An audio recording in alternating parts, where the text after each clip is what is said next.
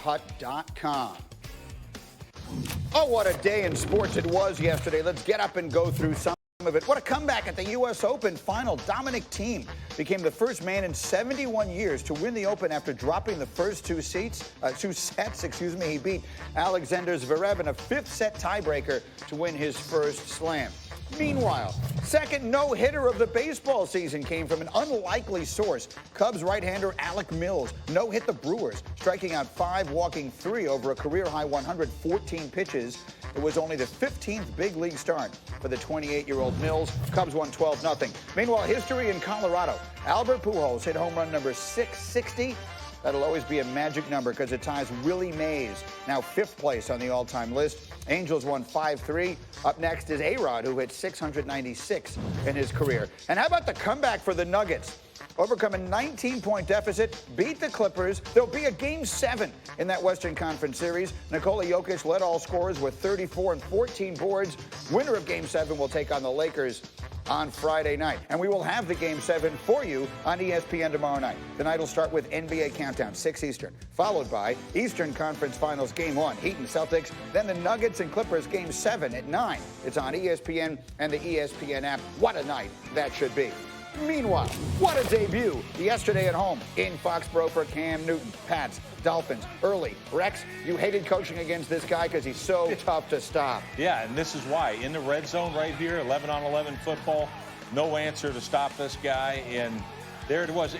Greeny, I was so happy to see Cam Newton. He looked good. Another designed run here. He'll take it himself into the end zone. This would be reviewed, but it would stand. Cam's 60 career rushing touchdowns now. That was an 8-play, 75-yard drive. 6 minutes to go in the fourth.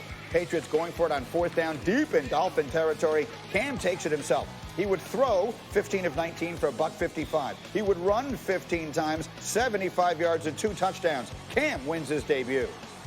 This has been a strenuous, long process for me, and yet through it all, you know, it's just been gratifying, and I just had such a sense of gratitude, you know, to the New England Patriots and to this team, just to give all that I could possibly give, and hell or high water finish today at this particular time with us, you know, going home with the win. I think the key was Rex loaned him his lucky hat. Cam showed the future of the Patriots offense, setting the Pats' single-game quarterback record for rushing attempts.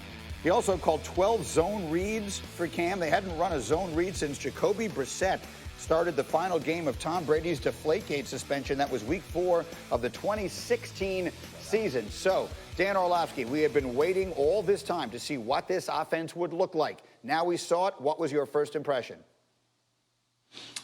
It's not sustainable.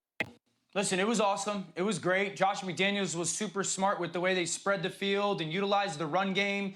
And I've talked all offseason about allowing the numbers to get the same. That was great. 15 runs is not sustainable for this offense. 14 designed runs, all which were hits, is not sustainable for Cam Newton. So this was a nice start and a nice day, and they get a win. There's no doubt about it.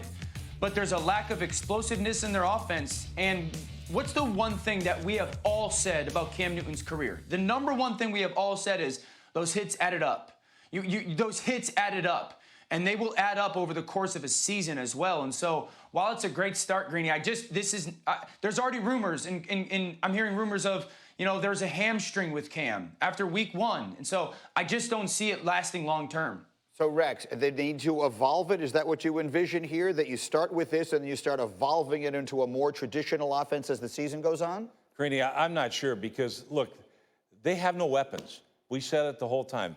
I mean, they literally, who's he going to throw to? Yeah. Edelman's for, you know, beat up or whatever like he always is. He's a player, but the rest of them, I don't care who it is. They have nothing on the outside. They're average at running back. So to me, it's, you know, Cam Newton, unfortunately, he has 15 carries. That's the only way they beat the Dolphins. Yeah. Was this way. Josh McDaniels did a great job. They don't have anybody. But you know, look, and he was effective. You know, he threw short completions and you know, easy throws that guys are coming back to him. But he's not pushing the ball down the field. He probably can't do it anymore, and he has no one to throw it to. So, Dan, do you see an evolution in this with Cam in the sort of traditional passing role that I know you've talked a lot about going through the progressions and everything else. Do you see that evolution in this season? Yeah, again, it's important to point out it's still week one, and Cam hasn't played football in a long time. I will say, and you made the point of the passing, kind of a different Cam when it came to the passing game that I had seen in the past. Like, there's a stretch back into the second quarter and the start of the third quarter where he does a really good job of just getting through progressions. This is a really good crossing route that you see. Nice job by him. Again, you're going to see a play fake and then getting through progressions. 1, 2, 3, 4. There's a check down. I don't know if we've seen that version of Cam Newton that's patient with the football, deliberate with getting through his progressions, finding the opening receiver, not forcing the football downfield. And so, Rex brings up the point that they did not push it downfield. I don't expect them to because they can't. They ran the ball well. They ran it a ton. Their offensive line can still play. And Cam was really deliberate getting the ball out of his hand. Why does that matter? Well, if you're going to be running the football team, run-based football team, you have to be positive on all your plays. You can't take shots and get into 2nd and 10. You're more than likely going to be in the 3rd and long. So if Cam does that in the pass game and they run the football well, the caveat, you can't bank on Cam carrying the football 15 times every week. He won't survive. Okay, we're going to leave it there for the moment here. We have so much more to come on this Football Monday with us on Get Up as we continue. Did you watch Aaron Rodgers play football yesterday?